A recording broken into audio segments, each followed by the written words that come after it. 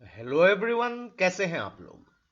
तो रिसेंटली दिल्ली में जो रायसीना डायलॉग ये जो चल रही है, तो मेनली यहाँ पे सिंगापुर के जो फॉरेन मिनिस्टर हैं वहाँ पे कुछ स्टेटमेंट भी उन्होंने दिए हैं रिगार्डिंग इंडिया जो reassessment regarding the regional trading agreements. तो मेनली यहाँ पे रीजनल कॉम्प्रिहेंसिव इकोनॉमिक प्लेटफॉर्म इसके ऊपर और जो सीपीटीपीपी, तो दोनों के ही बारे में हम यहाँ पे डिस्कस करेंगे। दोनों की यहाँ पे इंपॉर्टेंस क्या है, क्यों इंडिया ने ये दोनों मेजर जो ट्रेडिंग फ्री ब्लॉक्स है इसको ज्वाइन नहीं किया। अगर भारत यहां पे इसको ज्वाइन करती तो इसकी इंपॉर्टेंस क्या होती, और अगर इंडिया ने इसको ज्वाइन नहीं किया है तो क्यों नहीं किया है, तो इसके बारे में भी डिस्कस करेंगे। तो देखिए, from international relationship point of view के हिसाब से जो आपके जीएस टू पेपर के हिसाब से बहुत ही इंपॉर्टेंट है। तो इस वीडियो को एंड तक बिल्कुल देखते रहेगा, और इससे पहले अगर आप लोगों ने हमारे चैनल को अब तक सब्सक्राइब नहीं किया है तो इसको प्लीज सब्सक्राइब कर लीजिए, ताकि आने वाले ऐसे ही वीडियोस के नोटिफिकेशन इसी तरह आपको मिलते रहे। और इस वीडियो का जो नोट है आपको हमारे वेबसाइट में मिल जाएगी। नीचे डिस्क्रिप्शन में मैंने वेबसाइट का लिंक दे दिया है, वहां से आप उसको फॉलो कर सकते हैं। तो चलिए आज का वीडियो शुरू करते हैं। तो दिल्ली में जो रायसीना डायलॉग चल रही है, तो यहाँ पे सिंगापुर के जो फॉरेन मिनिस्टर आए हुए हैं, तो ये 6th addition of Raisina dialogue है। तो यहाँ पे उन्होंने इंडिया के लिए ये एक मैसेज दिया है कि इंडिया को अभी जो अपनी बड़ी बड़ी जो दो रीजनल ट्रेडिंग ग्रुप्स है, पहला जो है यहाँ पे रीजनल कॉम्प्रिहेंसिव इकोनॉमिक पार्टनरशिप, और दूसरा जो है comprehensive and progressive agreement for trans pacific partnership, CPTPP और आरईसीपी, इन दोनों को फिर से ज्वाइन करने के लिए एसएस उन्होंने किया है। तो पहले अगर रायसीना डायलॉग के बारे में बात करते हैं, तो ये देखें कि आसियान ग्रुप जैसी होती है, या जो संग्रीला डायलॉग जो सिंगापुर में होती है यहाँ पे, तो उसी के यहाँ पे फॉरम में जो है रायसीना डायलॉग जो है पिछले कुछ सालों से चल रही है। जनरली यहाँ पे जनवरी फरवरी के महीने में किया जाता है, लेकिन इस बार ये मार्च में हुई है। तो रायसीना डायलॉग जो है रायसीना हिल्स दिल्ली में ये आयोजित की जाती है, तो जो इंडिया का one of the premier conference regarding geo politics और जियो इकोनॉमिक्स के हिसाब से यहाँ पे बात होती है। तो ये रायसीना डायलॉग हर साल जो है ऑब्जर्वर रिसर्च फाउंडेशन के द्वारा आयोजित की जाती है, in partnership of ministry of external affairs, यानी कि वैदेशिक जो मंत्रालय है उसके साथ यहाँ पे पार्टनरशिप करके आयोजित की जाती है। छोटे छोटे पॉइंट आपको ऐसे प्रीलिम्स में पूछे जा सकते हैं, तो बहुत इंपॉर्टेंट तरीके से इसको देखेगा। तो पहले हम यहाँ पे बात करते हैं रीजनल कॉम्प्रिहेंसिव इकोनॉमिक पार्टनरशिप जो ग्रुप है। तो one of the largest free trade block है, यहाँ पे 15 कंट्रीज यहाँ पे मौजूद है, लगभग 2.2 बिलियन पीपल है यहाँ पे, और जीडीपी लगभग 26.2 ट्रिलियन की। तो अगर देखेंगे यहाँ पे जो regional comprehensive economic partnership world का सबसे बड़ा फ्री ट्रेड एग्रीमेंट है यहाँ पे। आशियन कंट्रीज में से 10 पूरे आशियन कंट्रीज की ग्रुप, और उसके साथ 5 अलग अलग जो ट्रेडिंग पार्टनर्स जैसे कि China, south Korea, Japan, Australia और न्यूजीलैंड भी यहाँ पे मौजूद है। अभी देखिए, इन एशियन ग्रुप और ये जो 5 कंट्रीज है ये मिला के जो है आरसीईपी ये फॉर्म हुई है। तो भारत पहले इसका एक हिस्सा था, लेकिन पिछले साल एकदम बिगिनिंग में जो है 2019-20 के जो फाइनेंशियल ईयर में भारत ने इसको छोड़ दिया। तो मेनली यहाँ पे कुछ कुछ रीजन भी इंडिया ने यहाँ पे बोला है। तो मेनली देखें कि इसके ऊपर मैं वीडियो बना चुका हूं, कि अगर देखेंगे इंडिया की जो ट्रेडिंग जो है सभी कंट्रीज की जो भी यहाँ पे आरसीईपी के साथ बहुत ही ज्यादा अगर देखेंगे इम्बेलेंस में हुई है, यानी कि ट्रेड डेफिसिट में है।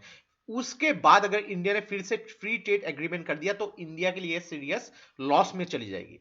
तो इसको अगर हम लोग आंकड़ों की मदद से देखेंगे यहाँ पे, तो देखिए यहाँ पे आशियन कंट्रीज 2018-19 और 2019-20 में, तो देखिए यहाँ पे लगभग -21 बिलियन डॉलर में है यहाँ पे। कितनी ज्यादा ट्रेड डेफिसिट है आशियन कंट्रीज के ग्रुप के साथ। चाइना के साथ देखिए इंडिया की 50 बिलियन डॉलर के आसपास है, और चाइना के साथ जो लेटेस्ट डिस्प्यूट चल रही है, इंडिया ने चाइना के काफी सारे गुड्स को बैन करके रखा हुआ है यहाँ पे। और चाइना के साथ जो ट्रेड डेफिसिट अगर फिर से फ्री एग्रीमेंट कर दिया गया तो ये ट्रेड डेफिसिट बहुत ही ज्यादा हो जाएगी यहाँ पे। साउथ कोरिया के साथ ट्रेड डेफिसिट है यहाँ पे, जापान के साथ ट्रेड डेफिसिट है, न्यूजीलैंड के साथ ट्रेड डेफिसिट है, ऑस्ट्रेलिया के साथ बहुत ही ह्यूज ट्रेड डेफिसिट है। लेकिन भले ही में न्यूजीलैंड ऑस्ट्रेलिया के साथ थोड़ी सी, और साउथ अफ्रीका के साथ साउथ कोरिया के साथ थोड़ी सी कम हुई है, लेकिन अगर फ्री ट्रेड कर दिया गया तो ये फिर से बढ़ सकती है। तो इसी को कंसर्न से लेके इंडिया ने जो है आरसीईपी से निकल के आने की फैसला की थी, और जापान ने भी वहां पे इंडिया को उस टाइम में सपोर्ट किया था। खैर वो एक अलग बात है। दूसरी यहां पे बात करते हैं जो comprehensive and progressive agreement for trans pacific partnership. 11 countries इसमें जो शामिल है। अगर देखेंगे यहाँ पे जो एशिया पैसिफिक से जो है यहाँ पे Japan, Vietnam, Singapore, Australia, New Zealand, Canada और मैक्सिको, और जो यहाँ पे दूसरी जगह पे अगर देखेंगे ब्रूनेई, मलेशिया, पेरू और चिली भी मौजूद है। लगभग 13.9 ट्रिलियन डॉलर जो है यहाँ पे उस पूरे दुनिया की लगभग ग्लोबल इकोनॉमी का 14% यहाँ पे होती है, और लगभग 500 मिलियन पीपल जो यहाँ पे जो है उसमें एक्सेस उन लोग के लिए यहाँ पे जो है अगर देखेंगे जो पॉपुलेशन स्ट्रेंथ 500 मिलियन लोगों की आसपास है। तो मेनली अगर देखेंगे comprehensive and progressive agreement for trans pacific partnership, तो इसमें 11 कंट्रीज की ये ग्रुप है जो पैसिफिक रिम के अंदर यहाँ पे शामिल होते हैं। तो 11 कंट्रीज कौन सी है? कनाडा, मैक्सिको, पेरू, चिले, न्यूजीलैंड, ऑस्ट्रेलिया जो यहाँ पे रीजनल कॉम्प्रिहेंसिव इकोनॉमिक प्रोग्राम में भी शामिल है, Brunei, Singapore, Malaysia, Vietnam, Japan, ये जो है कंबाइंड है आरसीईपी के साथ यहाँ पे। देन यहाँ पे अगर बात करेंगे यूएसए ने कुछ टाइम पहले जो है ये ग्रुप छोड़ दिया था। तो उससे पहले इस ग्रुप का जो नाम हुआ करता था ट्रांस पैसिफिक पार्टनरशिप। तो उसके बाद ये जो हो गया था अलग अलग तरीके से ये 11 पार्टनरशिप जो ये स्क्रैम्बल हो गया था, फिर से नई तरीके से ये संयोजित हुई थी, ये कंबाइंड होके एक नए नाम से comprehensive and progressive agreement for trans pacific partnership के नाम से मार्च 2000 से फिर से ये कार्यरत हो चुकी है।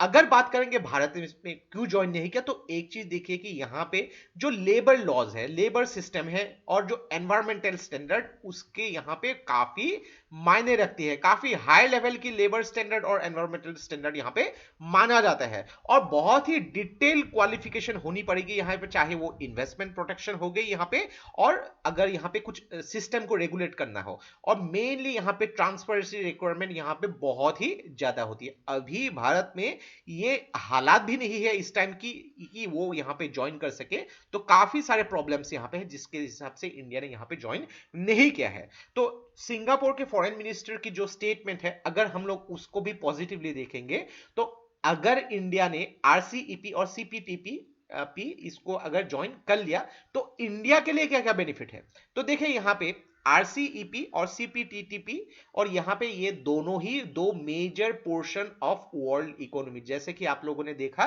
कि लगभग 14 ट्रिलियन और 26 ट्रिलियन के आसपास यहां पे इकोनॉमी होती है। तो ये जो है कंबाइंड इकोनॉमी कितनी दुनिया की परसेंटेज होगी।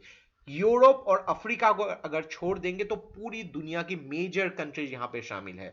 तो अगर इंडिया यहां पे शामिल हो गया तो क्या हो सकती है इंडिया के लिए, बिकॉज ऑफ पैसिफिक और यहां पे आसियान कंट्रीज के आसपास होने के हिसाब से बहुत ही बड़ा मैन्युफैक्चरिंग हब होने की पॉसिबिलिटी है।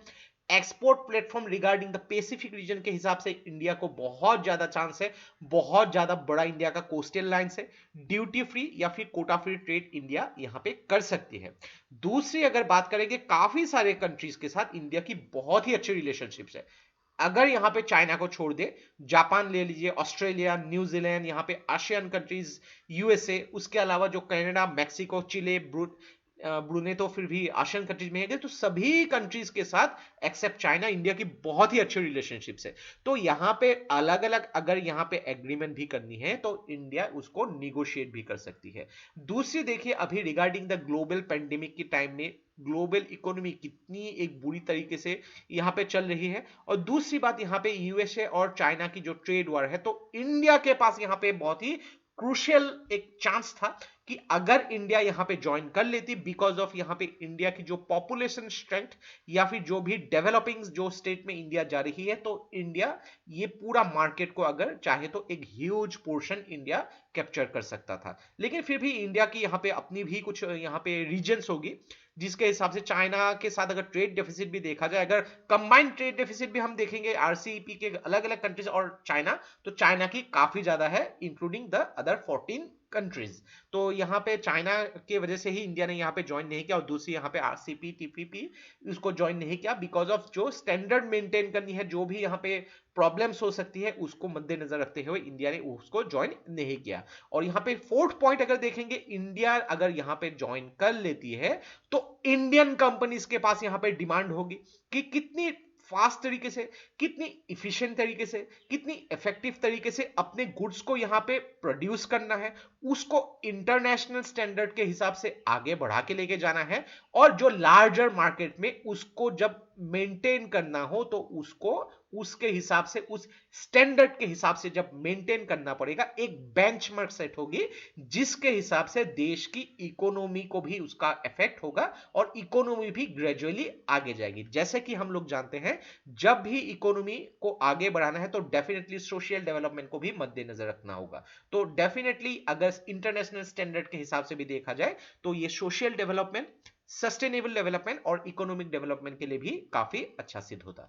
तो ये था हम लोग का कंप्लीट एनालिसिस रिगार्डिंग जो रायसीना डायलॉग में सिंगापुर के फॉरेन मिनिस्टर्स ने जो इंडिया के बारे में यहाँ पे रीअसेसमेंट करने की यहाँ पे बात की थी, जो रीजनल ट्रेडिंग एग्रीमेंट्स भारत के लिए। तो काफी कुछ पॉइंट यहाँ पे डिस्कस किया है, जो देखिए आपको अगर प्रीलिम्स पॉइंट ऑफ व्यू के हिसाब से देखेंगे, काफी छोटी छोटे प्रश्न यहाँ पे आपको पूछे जा सकते हैं, कॉन्सेप्चुअल क्वेश्चन आपको पूछे जा सकते हैं, आपको एनालिटिकल क्वेश्चन पूछे जा सकते हैं, स्टेटमेंट बेस्ड क्वेश्चन पूछे जा सकते हैं, या फिर मैचिंग बेस्ड क्वेश्चन भी पूछे जा सकते हैं। तो जब भी कभी ऐसे टॉपिक्स मिले, उस टॉपिक के एनालिसिस पे बहुत ज्यादा ध्यान दीजिएगा, रादर देन जो फैक्चुअल इंफॉर्मेशन तो आपके पास होनी ही पड़ेगी, लेकिन एनालिसिस अगर आप लोगों ने यहां पे गो थ्रू कर लिया तो नॉट ओनली प्रीलिम्स, आपको मेंस में भी बहुत ज्यादा हेल्प करने वाली है। तो आशा करते हैं इससे आपको बहुत कुछ चीजें सीखने को मिला होगा, और ये वीडियो अगर आप लोग को अच्छा लगे इसको प्लीज लाइक कीजिए, इसको सब्सक्राइब कीजिए, इसको शेयर कर दीजिए, क्योंकि ऐसे वीडियोस बनाने के लिए हम लोग को बहुत ज्यादा मेहनत और रिसर्च की जरूरत होती है, और आप लोग का सपोर्ट हम लोग को बहुत ज्यादा इंस्पायर करता है और भी